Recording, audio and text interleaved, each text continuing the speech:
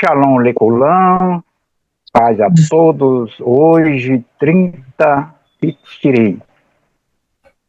Lembrando que amanhã, pôr do sol de amanhã, ou de hoje, né?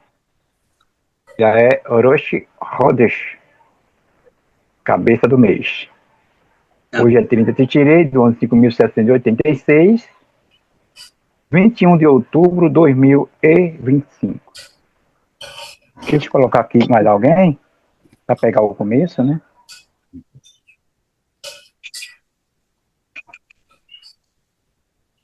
A paraxá que nós estamos estudando essa semana é Noé. Alguns dizem como descanso, né? O alívio.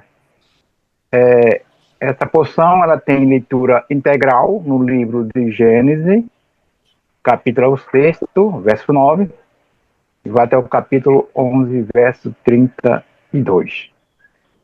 Para hoje, que é a terceira aliá, é no mesmo livro, Gênesis, sendo o capítulo 7º, verso 17, até o capítulo 8º, verso 14. Temos ainda Isaías, o capítulo 54, de 1 a 10, que é a Haftará da semana e dessa paraxá.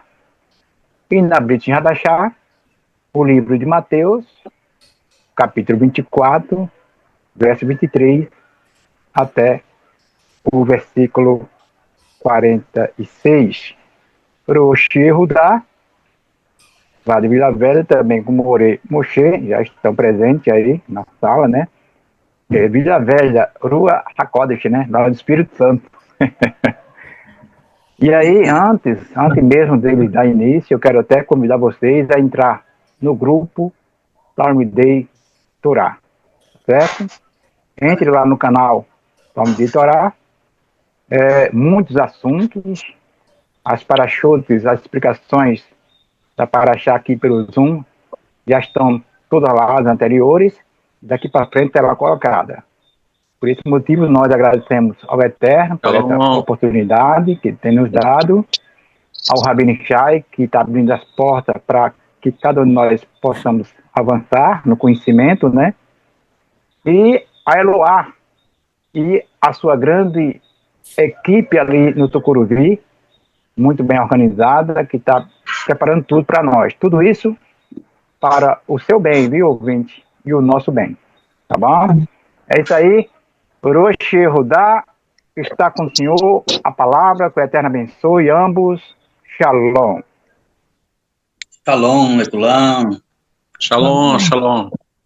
Quero agradecer, né, mais uma oportunidade e iniciar a leitura da terceira aliá com More Moshe.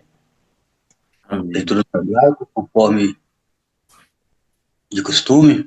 More Moshe está com a palavra. Amém. Shalom Leculam. Vamos estar lendo, Shalom. Fazendo a leitura em hebraico.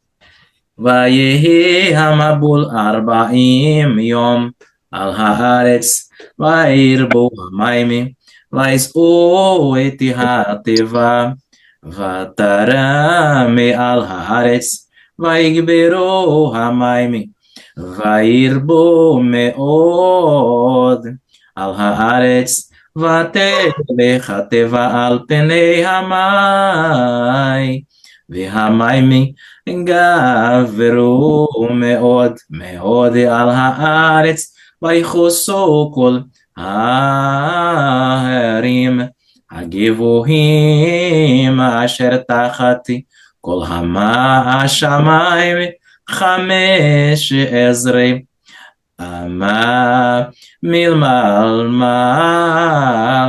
גברו המים ויחוסו ההרים ויגבה כל בשר רומס על הארץ בעוף ובבהמה ובחיה ובכל השרץ השורץ על הארץ וכל האדם כל אשר נשמת רוח חיים באפיו מכל אשר בחרבה מתו, וימח את כל היקום אשר על פני האדמה, מאדם עד בהמה עד רמס ועד אופי השמיים, וימחו מהארץ, ויסערך נוח ואשר איתו בתיבה,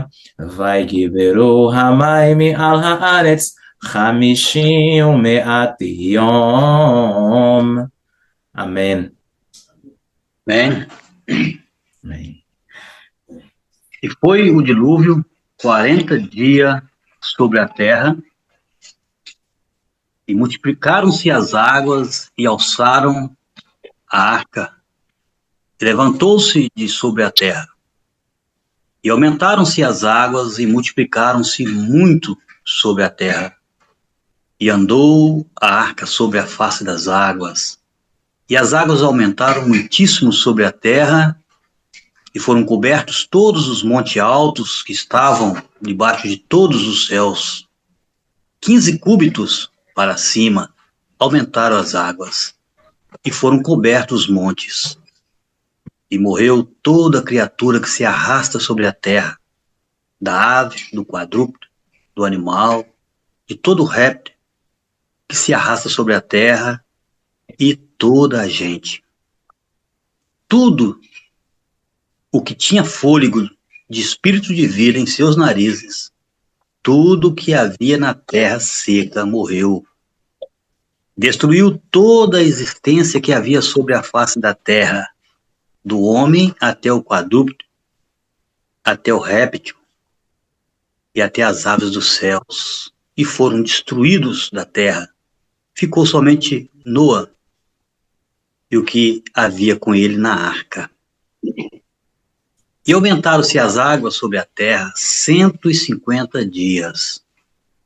Lembrou-se Deus de Noa e de todo o animal, de todo o quadrúpede que havia com ele na arca. Fez Deus passar o espírito de consolo sobre a terra, e aquietaram-se as águas. E fecharam-se as fontes do abismo e a janela dos céus, e deteve-se a chuva dos céus. E voltaram as águas de sobre a terra, andando e voltando, e minguaram-se as águas ao fim de 150 dias. E pousou a arca no mês 7º, aos 17 dias do mês, sobre os montes de Ararat. E as águas foram andando e minguando até o 10º mês. No décimo, ao primeiro dia do mês, apareceram-se os cumes dos montes, e foi ao fim de 40 dias, e abriu Noa a janela da arca que fez. Enviou o corvo que saiu, indo e voltando, até secarem-se as águas de sobre a terra. E enviou a pomba, que estava com ele, para ver as águas se aliviaram de sobre a face da terra, e não encontrou a pomba descanso para a planta de seus pés. E voltou a ele a arca, porque as águas sobre a face da terra. E estendeu sua mão e a tomou, e a trouxe a ele a arca. Esperou mais outros 7 dias, e tornou a enviar a pomba da arca. E veio a ele a pomba à hora da tarde, e eis que folha de oliveira arrancou com a sua boca, e sobre Noa que se aliviaram as águas de sobre a terra. Esperou mais outros 7 dias, enviou a pomba, e não tornou a voltar a ele. E foi no ano 601, no primeiro mês, no primeiro dia do mês, secaram as águas de sobre a terra. E tirou Noé a cobertura da arca, e olhou, e eis que se havia secado a face da terra, e no mês segundo, em 27 dias do mês, secou-se toda a terra. Para aí a leitura da terceira aliá, eu gostaria de voltar um pouco o comentário, lá logo no início, né, no capítulo 6, verso 9, fala assim: essas são as gerações de Noa. Noa era um homem justo e irrepreensível entre os seus contemporâneos, e Noé andava com Deus. Então, os rabinos, eles apresentam duas maneiras de interpretar esse texto. A primeira diz que, comparando a conduta da geração perversa que viveu na época de Noa, ele parecia justo. No entanto, vemos como a Torá testemunha que ele era um homem justo, um tzadik, que andava com Deus. Temos também no capítulo 7, verso 1, onde Hashem testemunha que Noé é justo diante dele. E disse o Eterno a Noa: vem tu e toda a família à arca, pois a ti vi que era justo diante de mim nessa geração. Então, assim surge a segunda interpretação dessas palavras. É que Noa era justo, irrepreensível, apesar de toda a maldade que existia ao seu redor. Isso nos ensina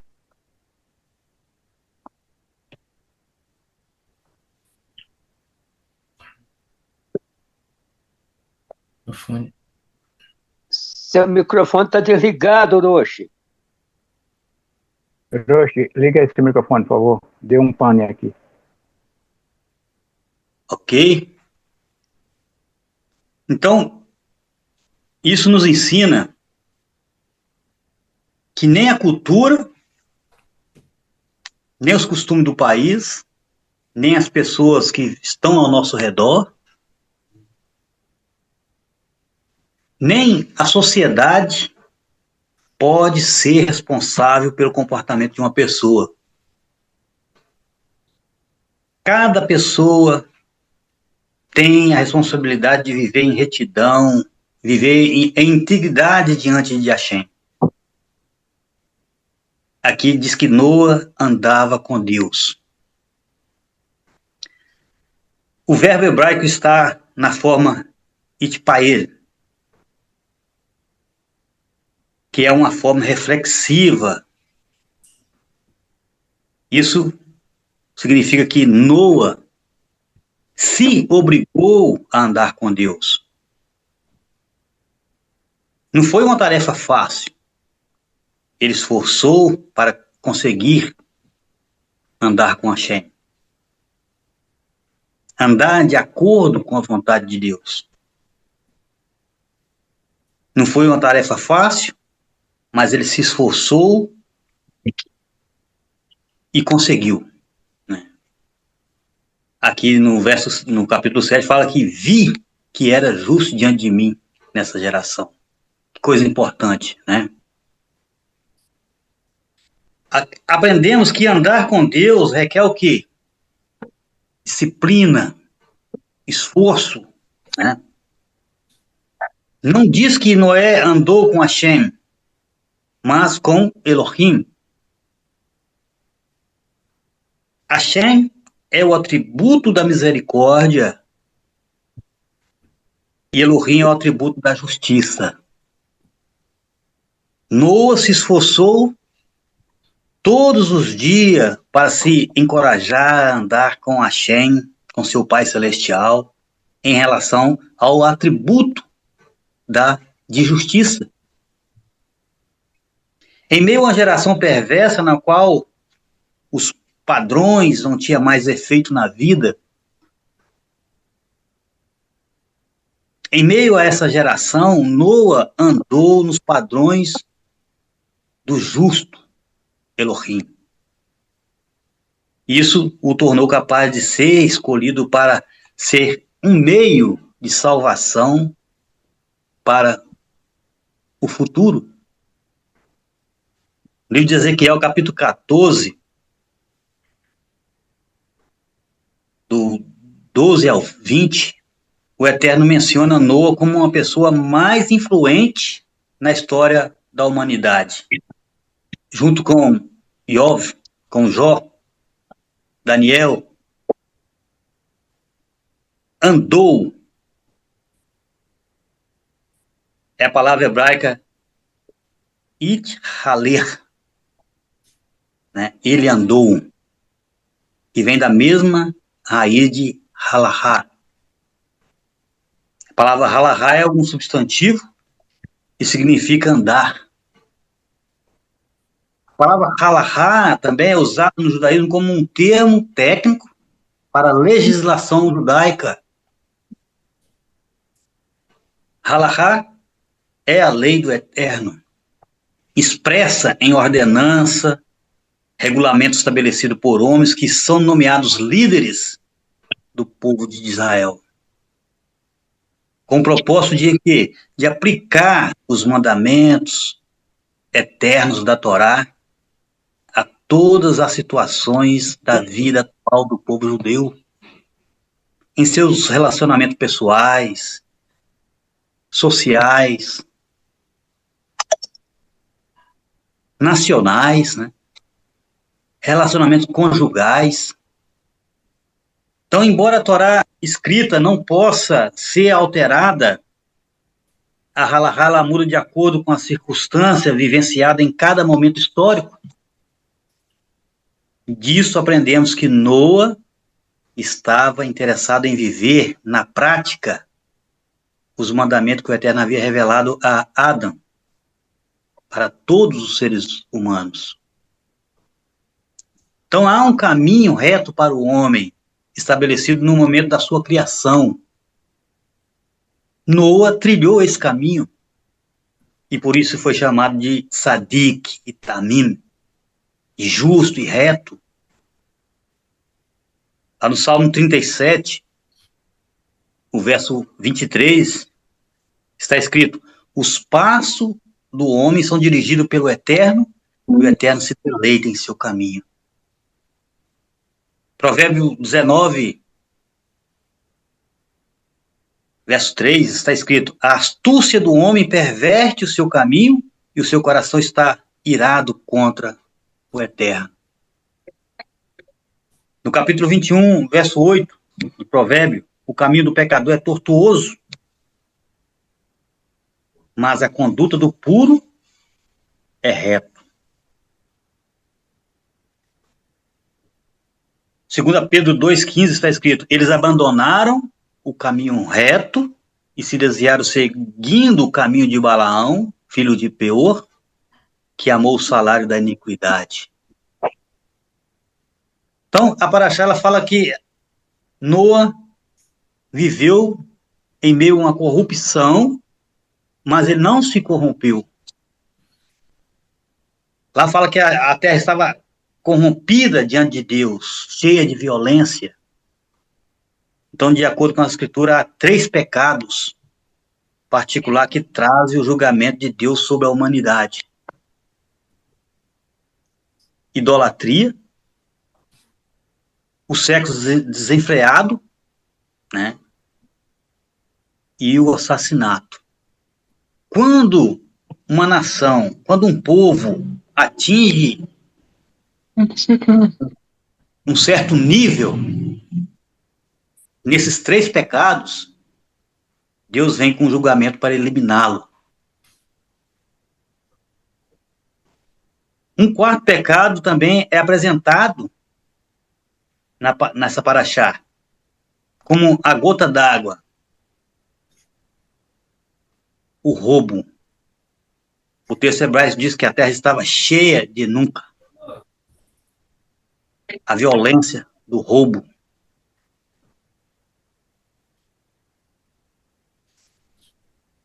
E também Amós capítulo 1 e 2 fala da palavra nunca, a mesma usada hoje por um dos grupos terroristas do Oriente Médio, né? Eis, lá no verso 12, fala assim, eis que e Deus viu a terra e eis que estava corrompida, porque toda a carne havia se corrompido o seu caminho sobre a terra. Então, de acordo com Urashi, a palavra corrupto tem a ver com pecado sexual, de idolatria.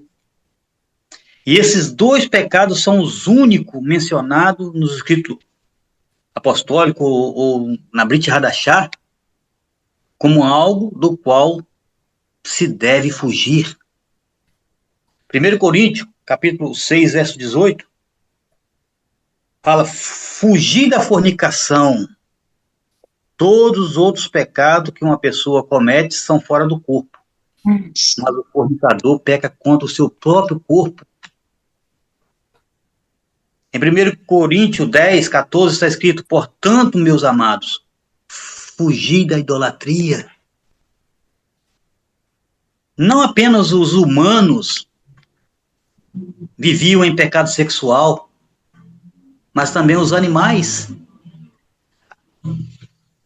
A Torá fala que toda a carne havia se corrompido o seu caminho sobre a terra. O caminho de cada animal é o curso natural que o Eterno deu a cada espécie. Então há uma Torá, há uma lei, uma instrução para cada animal criado. Cada animal sabe como se comportar para viver uma vida de acordo com o plano do Eterno. Há um caminho para cada espécie. Há também um caminho para cada homem. Mas no tempo de Noa, toda a carne havia corrompido seus caminhos. Essa foi a causa do julgamento através do dilúvio. E esses textos nos ensinam que os humanos estavam manipulando os animais, cruzando-os em diferentes espécies. Era a manipulação genética, e dessa forma havia corrupção em toda a carne. E o Eterno decidiu por fim a esse tipo de mistura.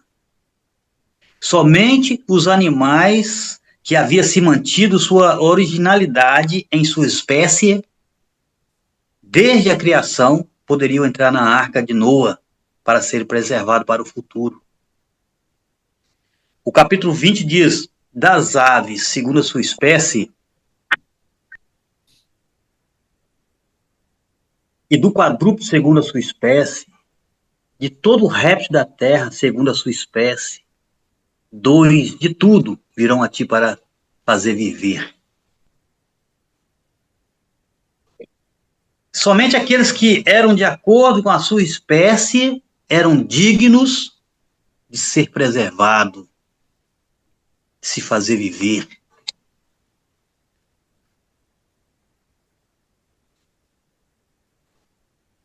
No capítulo 14, no verso 14, do capítulo 6, vou dar uma olhada aqui.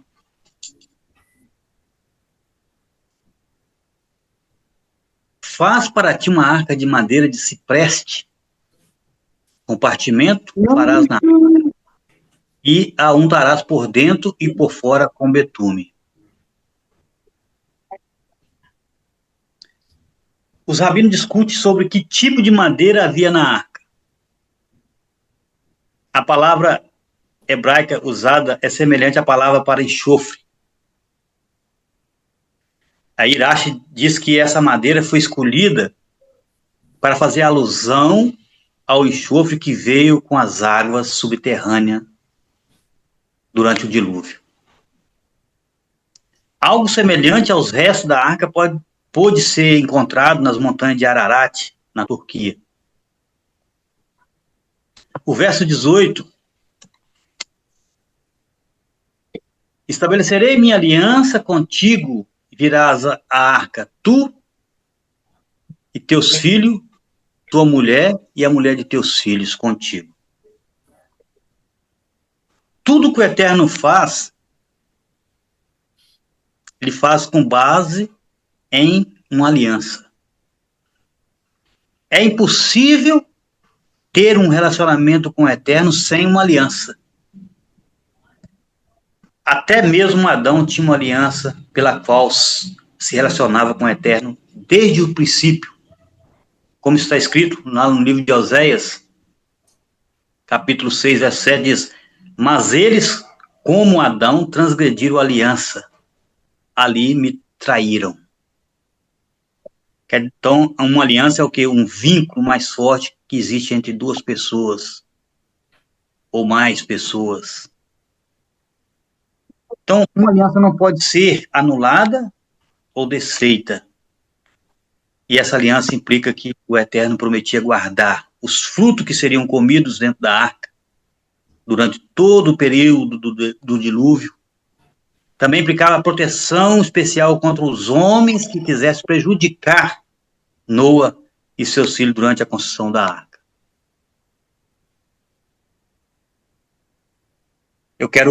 Nós temos muito assunto para falar, eu quero passar agora a palavra para o Moré Moshe.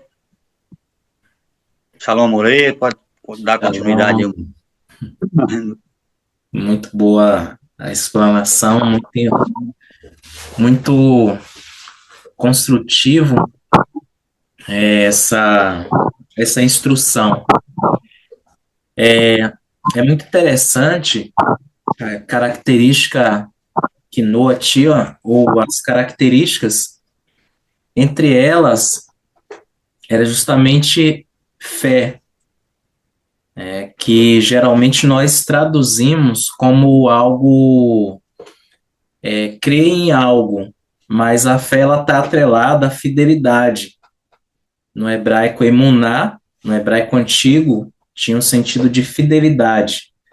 Você ser fiel a quem você deposita a sua crença. O mesmo fato acontece na Brit Hadashah com relação ao texto grego, que é a palavra pistes, que significa também fidelidade, ou ser fiel. Nós observamos, quanto ainda a característica de Noa, em todo esse contexto de imoralidade, de corrupção generalizada que estava ocorrendo no mundo em sua época, Hebreus ele vai fazer justamente uma nota interessante sobre essa característica de Noa.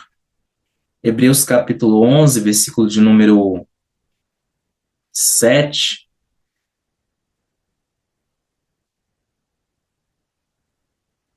vai dizer justamente assim: pela fé, Noa, divinamente avisado das coisas que ainda não se viam, temeu, e para a salvação da sua família, preparou a arca, pela qual condenou o mundo, e foi feito herdeiro da justiça, que é segundo a fé. É interessante que o texto fala que Noa foi avisado de coisas que ainda não se viam. Que coisas eram essas? Era justamente que ainda não chovia sobre a terra. O ciclo da irrigação da terra era um ciclo diferente do que passou a existir após o dilúvio. Pois, mesmo que não chovesse naquela época, ainda Noa assim creu, mesmo ele não vendo, presenciando aquele fato que não era comum na época. O que era comum na época era justamente aquilo que está descrito lá em Bereshit, capítulo 2, versículo 6, que uma corrente de água subterrânea subia da face da terra. As nossas traduções geralmente vão trazer um vapor, porém subia da terra e regava toda a face da terra. Quando nós vamos ao texto hebraico, a palavra usada seria a palavra ed, que significa justamente água subterrânea. Então, o texto hebraico diz, Ve'ed Ya'ale Mihaaretz, ou seja, em uma fonte de água subterrânea, uma corrente de água subterrânea subia do solo da terra, verishká, e irrigava et kol penei ha'adamah, ou seja, irrigava toda a face da terra. Então, esse era o ciclo que acontecia antes do dilúvio, né?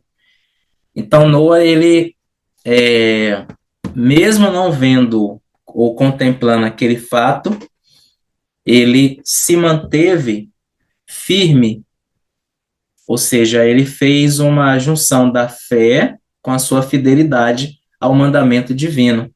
Então, ele apenas cumpriu aquilo que o Eterno havia designado para ele, que foi a construção de uma gigantesca arca, né? Então, ele fez todo um investimento ali de tempo, de esforço, de materiais, porque assim o Eterno lhe havia ordenado. Então, aqui nós aprendemos um segredo muito importante, é que tudo aquilo que o Eterno nos ordena, nós precisamos pôr em prática, mesmo que ainda não vendo talvez o resultado esperado de algo, mas o Eterno nunca vai nos pedir um mandamento por acaso, né? Então, Noa tinha essa firmeza em seu coração. Outra coisa que nós observamos, que está dentro dessa terceira aliá também, no capítulo de número 7, versículo 17 em diante, como nós estivemos lendo, que fala sobre as águas. A palavra águas, ela se repete muito nesse capítulo, assim como no capítulo 6, e assim até o capítulo 9 ainda, justamente trazendo essa ênfase em cima dessa palavra. E é interessante que a palavra água, no hebraico, ou águas, ela sempre vai aparecer com a construção bastante chamativa. Águas em hebraico é maime.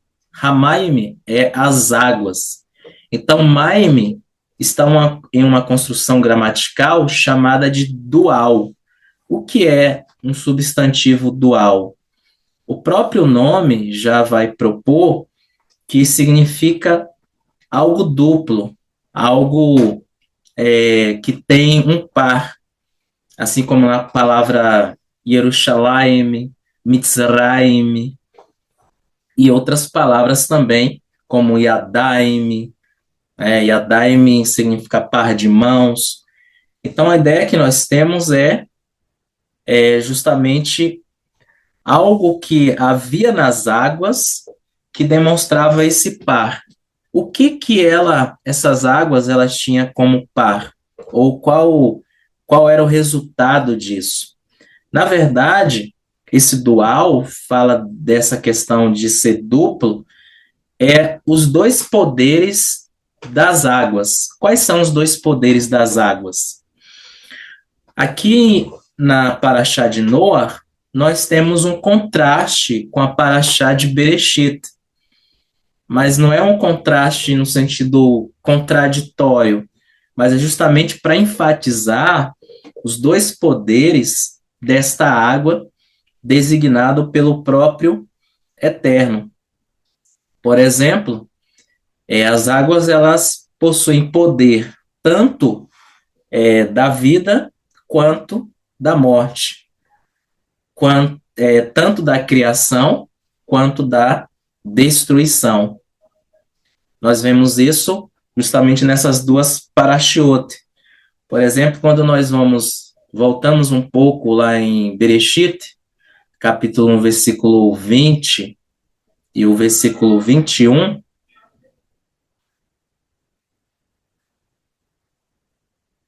nós vemos que diz assim: E disse Deus: produzam as águas abundantemente répteis de alma vivente e voem aves sobre a face da expansão dos céus.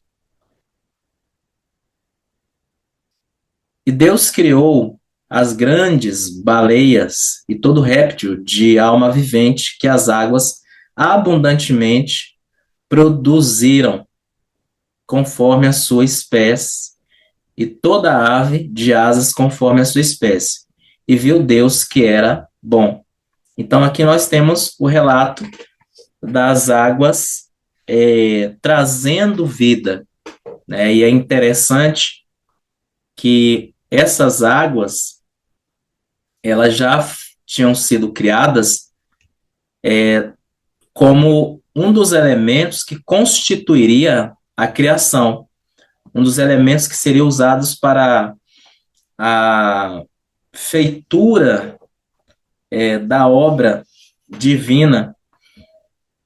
Se nós observarmos, no versículo 2 de Gênesis, do capítulo 1, a Torá vai dizer que a terra era sem forma e vazia, e havia trevas sobre a face do abismo, e o Ruach Elohim se movia sobre a face das águas.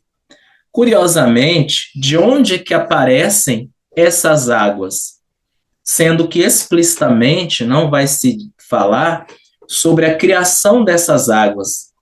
E porque a terra estava sem forma e vazia, e o Veruach Elohim pairava ou se movia sobre a face dessas águas. De onde vieram essas águas?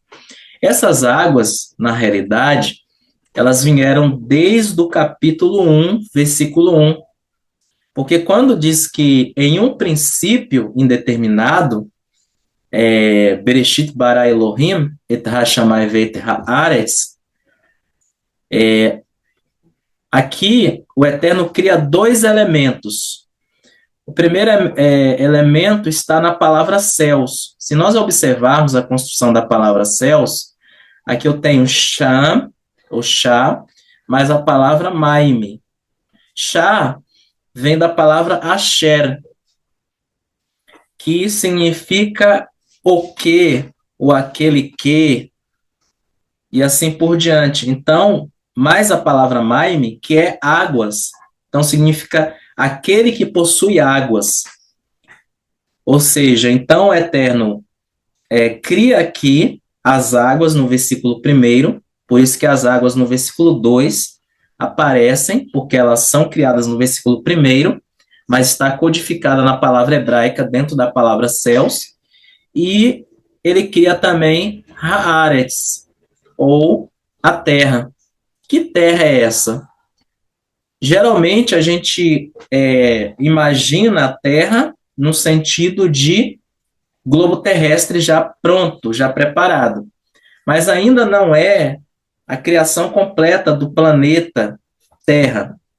Na realidade, é um outro elemento que deste elemento o Eterno vai construindo a sua criação.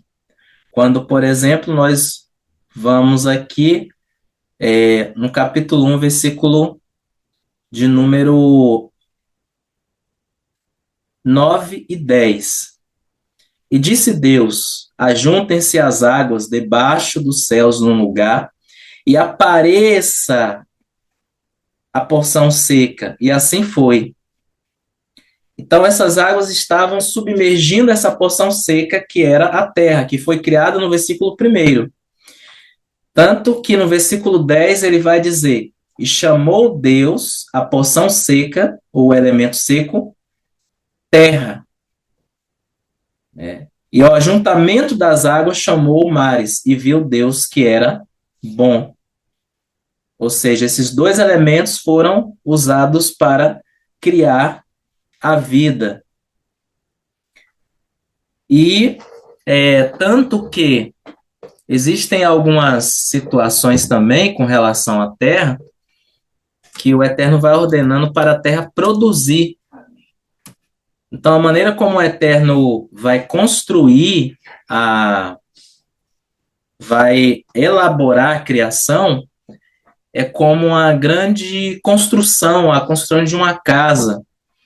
Então, ele prepara os materiais e começa a construir desses materiais. Isso é muito parecido com o que Noah vai fazer.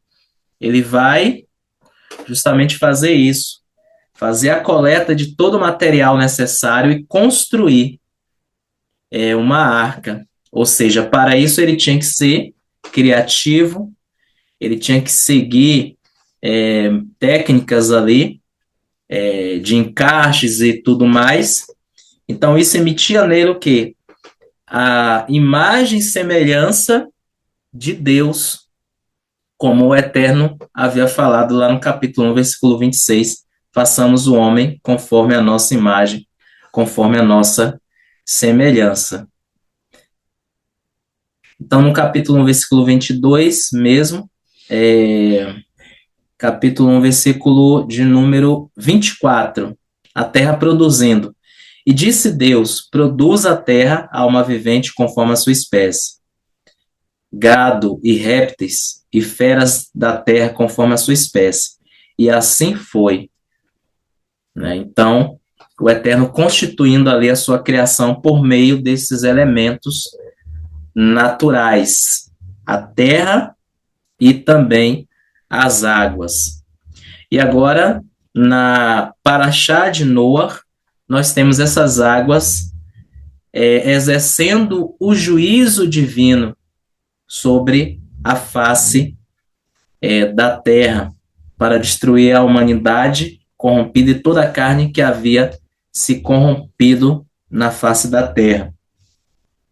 Outra questão que também observamos é essa identidade de Noar que ele tinha diante do Eterno, como foi mencionado aqui sobre a justiça, a retidão dele, o andar dele com o Eterno, que era algo extremamente frequente. E nós observamos no capítulo 8, é um texto bastante interessante e é uma linguagem bastante familiar, humanizada, quando ele diz assim, no capítulo 8, versículo 1 de Bereshit: lembrou-se Deus de Noar e de todos os seres viventes e de todo o gado que estava com ele na arca. E Deus fez passar um vento sobre a terra e aquietaram-se as águas. Vemos aqui os mesmos elementos da criação. Vemos o elemento ruach, o vento. Nós vemos as águas também, né, lá da criação. Ou seja, a história ela vai se repetindo agora de uma outra maneira, mostrando que o Eterno tem poder sobre a sua criação. E um detalhe interessante é sobre a palavra lembrou-se. Geralmente, a gente humaniza essa palavra, que em hebraico seria a palavra vaiskor. Vaiskor vem da palavra zahar. Zahar, quando usado para Deus, significa não lembrar no sentido de algo que foi esquecido, deixado de lado. Na realidade, significa considerar, agir, favorecer. Então, esse lembrar com relação ao Eterno, não é que ele havia se esquecido de Noar, havia desamparado Noar, muito pelo contrário. Ele estava sempre cuidando ali, né? E Noar com certeza fez a sua parte, como nós também precisamos fazer a nossa parte, apesar dos cuidados do Eterno. Então ele não anula a ação do ser humano, aquilo que o homem pode fazer, o Eterno não fará somente aquilo que o homem não pode fazer. Então, a gente tem essas duas, os dois lados, né, contribuindo um com o outro, a parte do Eterno e a parte de Noa. Então, por isso que Noa, ele é mencionado como aquele que é lembrado pelo Eterno, considerado pelo Eterno. Então, que nós possamos ser como Noa, sermos lembrados pelo Eterno, lembrados por Ele, né, para que nós possamos, assim, glorificar o nome de Hashem. Então, que o Eterno continue nos dando aí cada vez mais bons estudos, e eu quero agradecer desde já por essa oportunidade, e shalom a todos, retorno a palavra para o Orochi Rudá, grande abraço. Amém, shalom. Muito boa explicação do Moshe. Há um texto lá na Brit Hadashah que fala que, assim como nos dias de Noé, será na vinda do Filho do Homem, né? Então, no verso 16 do capítulo 7, fala assim: e os que vieram, macho e fêmea, de toda criatura, vieram como Deus lhe havia ordenado. E o Eterno fechou a porta, né, para protegê-los. Então, Deixa eu passar meu colírio. a arca, o que ela representou? Representou a salvação para todos os homens, né? E essa porta, hoje, ela está aberta. Chegará um tempo que ela vai ser fechada. Nós possamos ter o cuidado de viver em santidade, integridade com Deus, para não ficar fora, né, da fora daquilo que o Eterno tem. Né? Então, essa aí é a última palavra. Quero agradecer por mais essa oportunidade, dar um salão a todos do nosso Bahrein. Volta a palavra para Eu achei que ele está tocando.